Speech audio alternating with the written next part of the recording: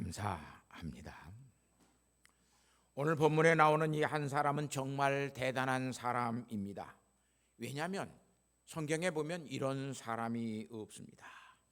이 사람이 예수님에게 나온 그 질문, 고민도 굉장히 귀한 것이지만 이 사람이 얼마만큼 신분상으로도 고귀한 사람인가를 알 수 있습니다.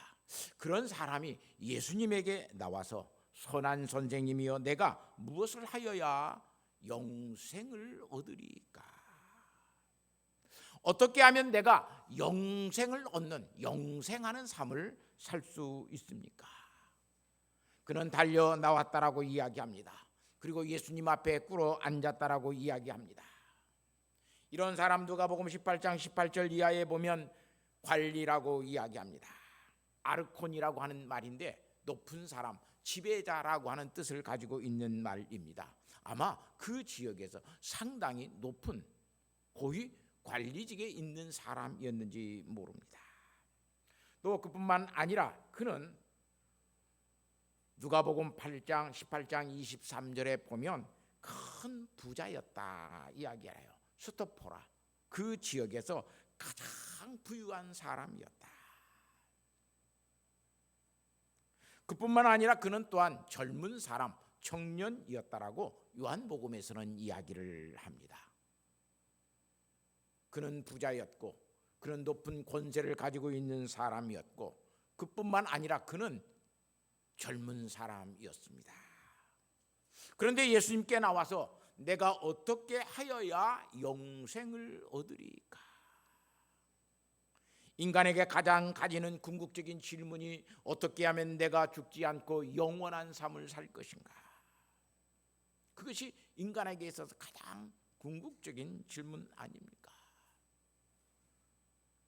그런데 그가 예수님에게 나와서 그렇게 높은 사람, 부유한 사람, 또한 건강한 사람이 선한 선생님이라고 예수님을 부릅니다.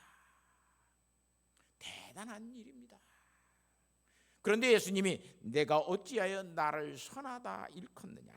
하나님 한 분 외에는 선한 일이 없느니라고 말씀하십니다. 정말로 내가 이 예수님의 반문 속에는 정말로 내가 나를 선한 선생님으로 하나님과 같은 한 분, 그런 하나님과 같은 분으로 네가 알고 있느냐? 다시 말하면 네가 나를 메시아로 믿고 있느냐라고 하는 반문이기도 합니다. 왜냐하면 요한복음 10장 30절 말씀에 예수님께서 이렇게 말씀합니다. 나와 아버지는 하나이시니라. 나를 본 자는 그래서 아버지를 보았고 나를 선하다고 아는 사람은 하나님을 선한 하나님으로 아는 사람이 나를 또한 선하다고 부를 수 있는 사람이기 때문에 그렇습니다. 이런 신앙, 나와 아버지가 하나이다, 예수님과 하나님이 하나이시다라고 하는 신앙은 유대인들을 가질 수 있는 신앙이 아니었습니다. 그들이 가져야 되는 신앙이었지만 그들은 가질 수 없는 신앙이었습니다. 왜냐하면 예수님과 하나님은 별개로 그들은 알았습니다. 요한복음 10장 그래서 31절 말씀에 예수님께서 그렇게 말씀하시자, 하나님과 내가, 아버지와 내가 하나이라고 말씀하시자 유대인들이 다시 돌을 들어서 예수님을 치려고 하였습니다. 이 부자 관원, 이 젊은 사람도 예수님을 그렇게 하나님과 하나 되시는 분으로 성자 예수님으로는 믿지 아니하였습니다. 다만 예수님이 선한 일을 많이 하니까 선한 선생님이요라고 불렀다고 볼 수 있습니다. 즉 이 부자 관원에게는 예수님을 아는 신앙은 없었습니다.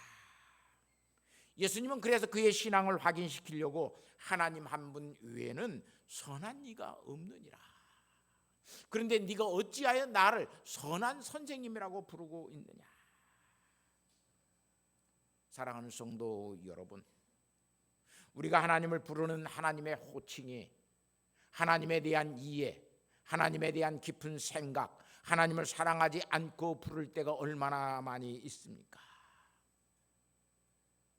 거룩하신 하나님이라고 오늘 우리는 하나님을 부릅니다. 우리가 하나님의 거룩하신 하나님, 그 거룩함을 얼마나 알고 부릅니까? 사랑이 많으신 하나님, 그 하나님의 사랑을 우리가 얼마만큼 알고 부릅니까?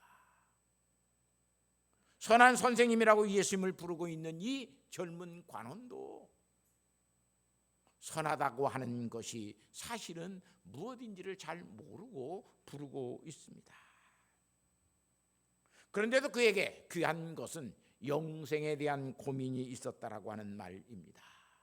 영생에 대한 고민.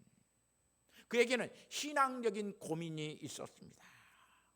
예수 믿는 사람으로서의 이런 구도자적인 고민을 갖고 예수 믿는 사람들 별로 없습니다.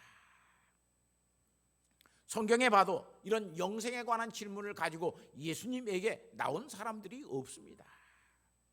어떤 사람은 예수님에게 병 낫기를 위하여서 나옵니다. 어떤 사람은 자기의 어떤 문제 때문에 예수님에게 나옵니다. 내 형제와 재산을 나누어 주소서. 이 문제에 대해서 내가 송사하는 것이 옳은 일입니까? 그런 일입니까? 그런 것들을 묻기 위해서 예수님에게 나옵니다. 많은 사람들이 예수님에게 나오는 것은 정치적인 이유 때문에 예수님에게 나왔습니다. 이 사람이 노마에서 우리를 해방시킬 수 있는 해방자, 구세주가 아닌가. 그래서 그가 나라를 새롭게 할 때는 예수님의 제자들에게도 그런 믿음이 있었습니다. 나를 예수님의 다음 자리에 오른편에 왼편에 앉혀 주십시오. 예수님이 나라를 개혁하고 노마의 압자의 모든 것들을 물리칠 수 있는 정치적인 이유로 예수를 믿는 사람들이 굉장히 많았던 것을 볼 수 있습니다. 담임 목사로 33년을 살았지만 신앙 상담의 대부분이 신앙적인 문제가 사실상 아니었습니다.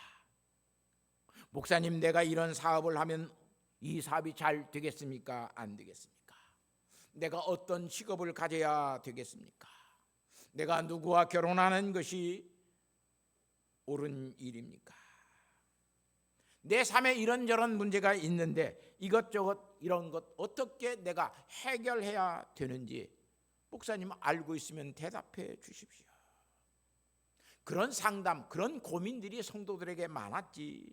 정말로 진리에 대한 질문, 내가 이렇게 신앙생활 하는데 참된 믿음의 삶을 살아가는 것입니까? 내게 정말로 영생의 삶, 성화의 삶을 살아가고 있는 내 삶의 모습이 내게 있습니까? 목사님, 묻는 성도는 없었습니다. 그런데 이 부자 관원은 정말 영적인 문제, 신앙의 문제 때문에 예수님에게 나옵니다. 나와서 최대한의 선생님으로 부르기 때문에 예의를 갖추어서 묻습니다. 신앙생활에 예의라고 하는 것이 벗어나면 그것은 신앙생활이 되지 않습니다. 그런데 많은 사람들이 신앙에 성도의 예가 있어요. 성도 간에도 성도의 예가 있어요. 목사와 성도 간에도 예를 지켜가야 돼요. 그것이 없으면 사실상 신앙생활은 오늘 우리는 막된 신앙생활을 하고 성화되어져 가지 않습니다. 이 젊은 관원 보십시오. 부자였고 젊은이었고 높은 사람이었는데 예수님에게 꿇어 엎드렸습니다. 그리고 예수님에게 겸손하게 묻습니다.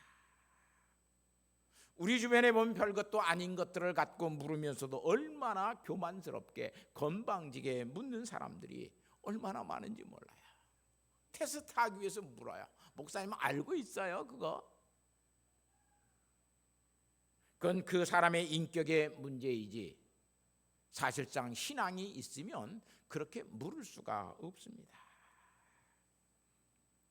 인격에 글러먹혔기 때문에 아예 예의가 없는 것입니다.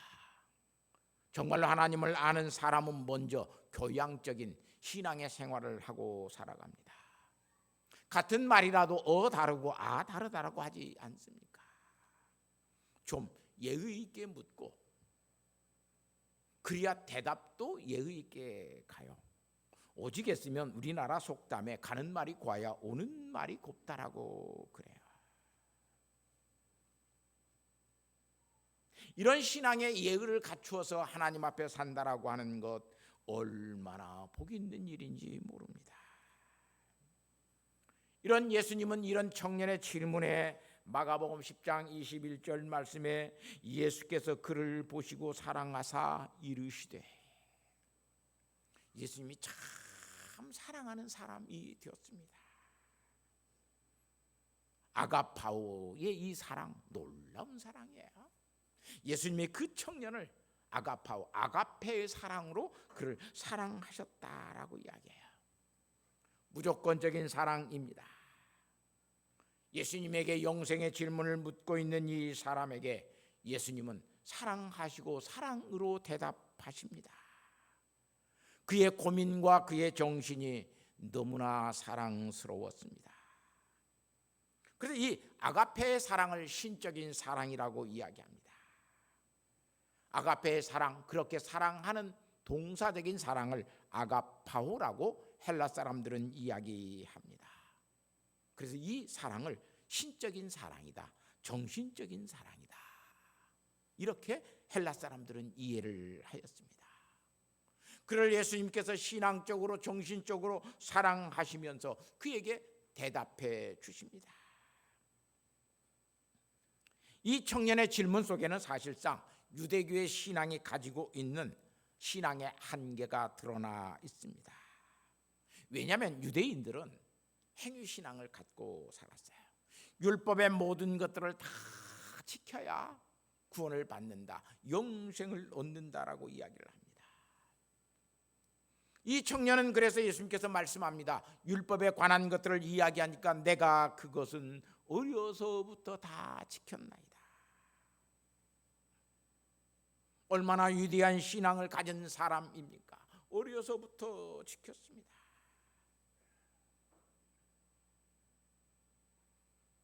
그런데 예수님께서는 내게 한 가지 부족한 것이 있다. 아마 이 청년은 어떤 의미에서 예수님께서 그렇게 말씀했대. 그래, 너에게는 영생이 있다라고 하는 말을 듣고자 했는지 모릅니다. 그런데 예수님은 그에게 내게 한 가지 부족한 것이 있다.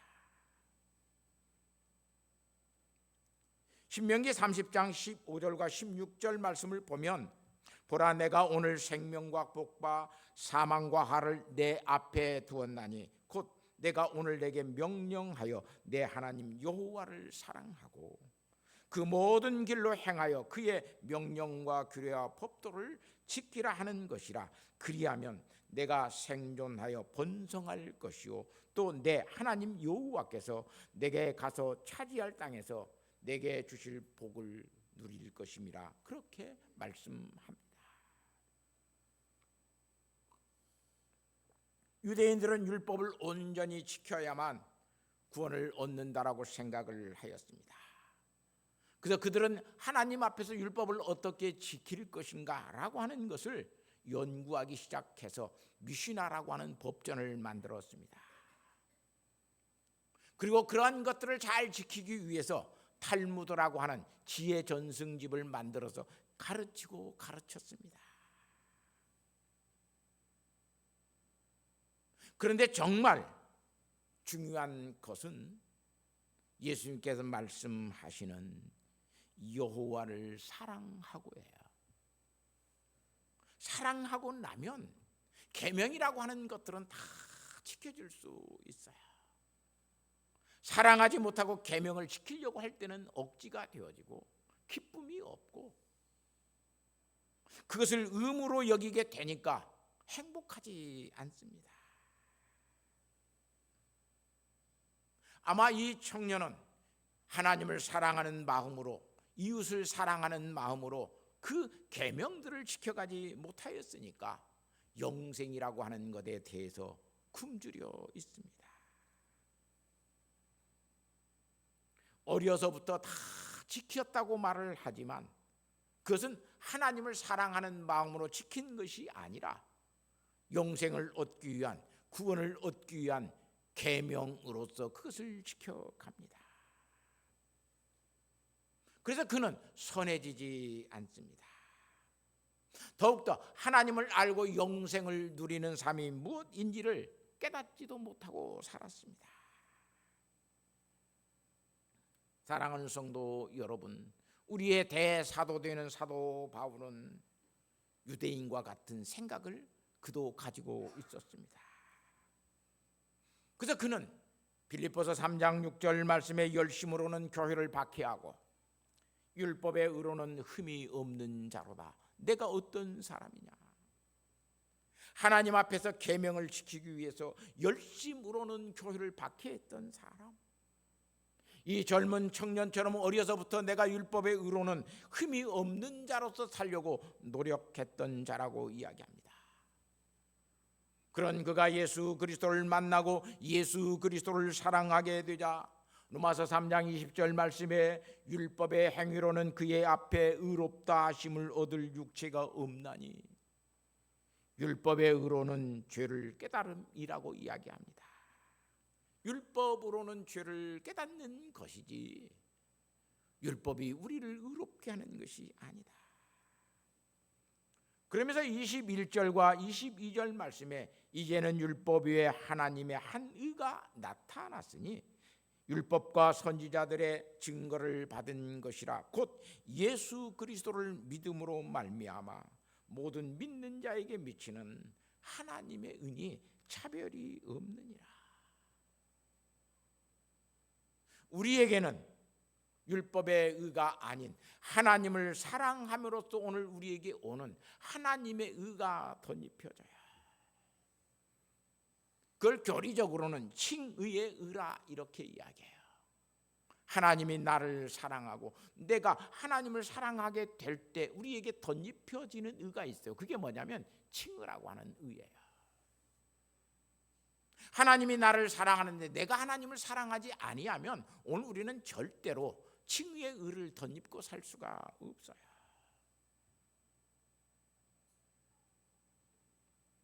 이 하나님의 의는 그래서 칭의의 의는 명사적이고 명사적인 의, 관념적인 의가 아니라 동사적이고 관계적인 의입니다. 하나님과 내가 서로 사랑하게 될 때 우리에게 입혀지는 의예요. 하나님과 나와 사랑으로 관계가 맺어졌을 때 관계적으로 주어지는 의가 칭의라고 하는 의예요. 이 의는 예수 그리스도의 십자가를 통해서 우리에게 주어집니다. 그래서 사도 바울은 에베소서 2장 11절에서 22절까지 십자가로 하나님이 우리와 화목해 되어짐을 고백하고 진술하고 있습니다. 예수 안에서 모든 사람이 그리스도 안에서 피로 가까워졌다라고 이야기합니다. 그뿐만 아니라 하나님은 원소된 우리를 예수 그리스도의 피로 말미암아 중간에 막힌 담을 허셨다라고 이야기를 합니다. 그리고 이렇게 율법의 법조문으로 된 것들을 다 폐하여 버리시고 하나님과 원수된 것을 다 소멸하였다라고 이야기합니다. 그러면서 하나님을 사랑하게 되면 우리는 성령 안에서 하나님의 거하실 처소가 되기 위해서 예수 그리스도 안에서 함께 지어져가는 성전 공동체, 다른 말로 말을 하면 사랑 공동체가 된다라고 이야기합니다. 하나님을 사랑하는 사람은 이웃을 사랑해야 됩니다. 이웃을 사랑하는 사람은 하나님을 사랑해야 됩니다.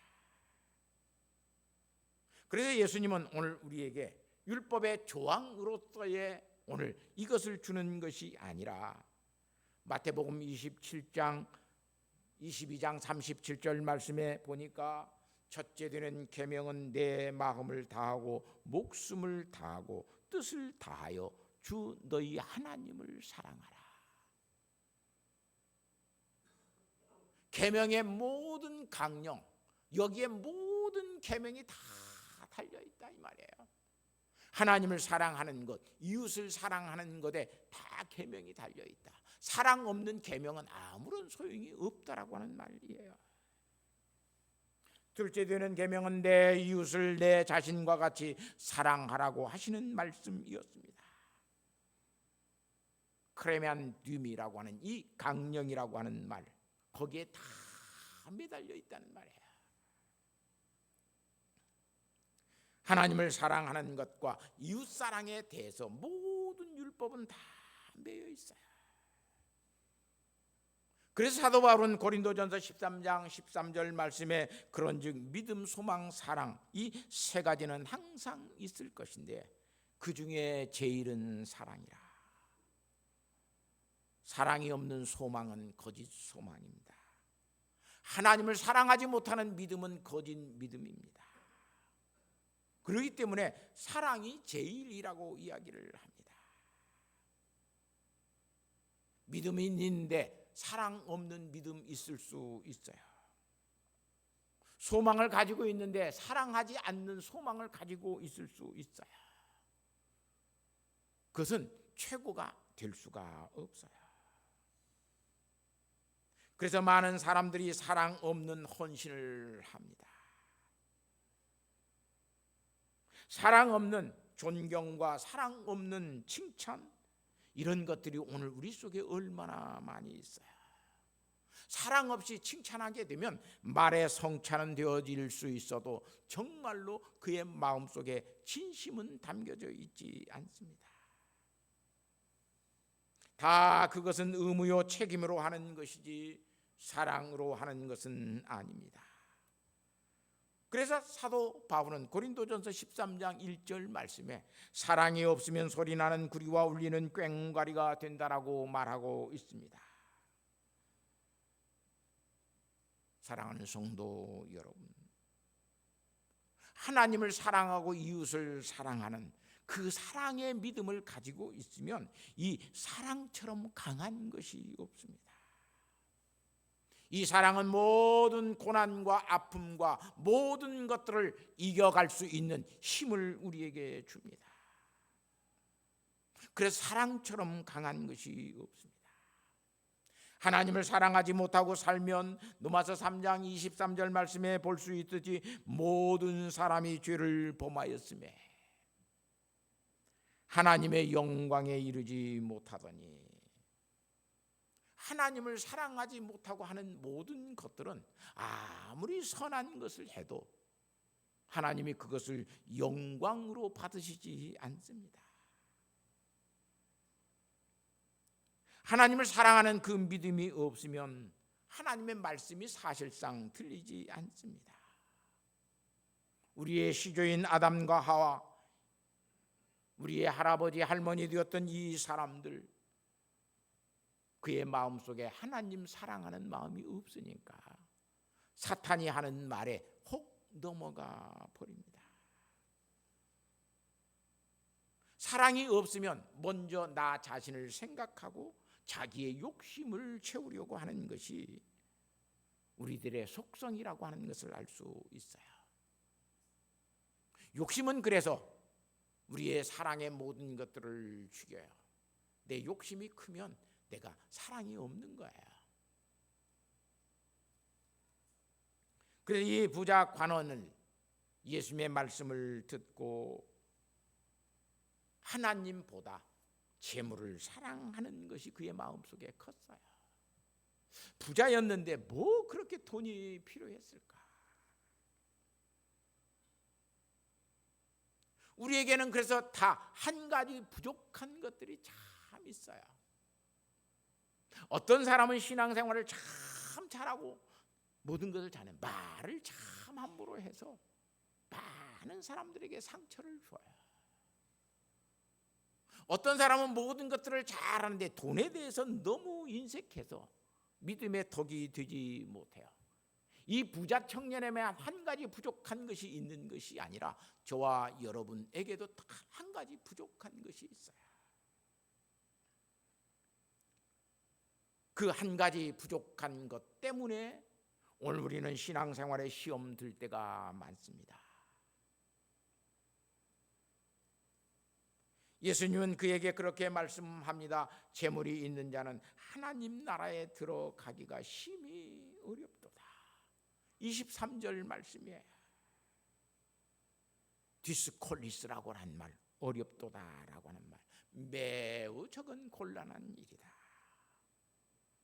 어떻게 할 수가 없어요. 제가 오늘 목요일 칼럼의 등의 여백에 있는 가려움, 이 손에 닿지 않는 그곳에 있는 이 가려움, 얼마나 그게 참 긁어야 되는데 긁지 못하고 어떻게 해서 긁고 나도 다시 또 가려워지는 것이 등의 여백에 있는 가려움 아니에요. 참 곤란한 거예요. 그렇게 곤란한 문제들이 오늘 우리에게 얼마나 많이 있는지 몰라요. 요즘 그래서 아주 많이 깊이 생각하고 묵상하는 하나님의 말씀이 있습니다. 요한일서 4장 16절 말씀에 하나님이 우리를 사랑하시는 사랑을 알고 믿었노니 하나님은 사랑이시라. 사랑 안에 거하는 자는 하나님 안에 거하고 하나님도 그의 안에 거하시느니라. 내가 하나님을 사랑하면 하나님 안에 내가 거한다는 말이에요. 사랑처럼 그래서 아름답고 귀한 것이 없어요. 그래서 요한 사도는 요한일서 4장 20절 말씀에 누구든지 하나님을 사랑하노라 하고 그 형제를 미워하면 이는 거짓말하는 자니 보는 바 형제를 사랑하지 아니하고 보지 못하는 바 하나님을 사랑할 수 없느니라. 내 눈앞에 보이는 형제를 사랑하지 못하면서 하나님, 보이지 않는 하나님을 사랑한다라고 하는 것은 거짓말하는 자다. 예수님은 이 부자 청년을 사랑하였습니다. 하나님의 사랑으로 그를 사랑하였습니다. 그래서 그에게 말씀합니다. 내게 아직도 한 가지 부족한 것이 있으니 가서 내게 있는 것을 다 팔아 가난한 자들에게 주라. 그리하면 하늘에서 보화가 내게 있으리라. 그리고 와서 나를 따르라. 자기 부인 없이는 예수님의 제자 될 수가 없기 때문입니다. 하나님을 사랑해야만 내가 나 자신을 부인할 수 있습니다. 그러나 하나님을 사랑하지 못하고 사는 사람들은 끝까지 신앙생활이 자기의 욕심을 채우는 것으로 갑니다. 예수님의 제자가 되어 살지 않고는 그래서 영생의 삶을 살 수가 없습니다. 하나님 사랑합시다. 성도를 사랑합시다. 우리의 이웃을 사랑합시다. 서로 사랑하고 사는 것, 그것이 신앙이고 성도의 삶입니다. 하나님과 이웃을 사랑하고 살면 그래서 자유할 수 있습니다. 사랑은 자유이기 때문에 그렇습니다. 하나님을 사랑하고 살면 어떤 일이든지 내가 할 수 있다라고 자원하면서 살아갈 수 있습니다. 하나님을 사랑하고 이웃을 사랑하고 살면 내가 어떤 환경과 여건에 있어도 그것 때문에 자족할 수 있습니다.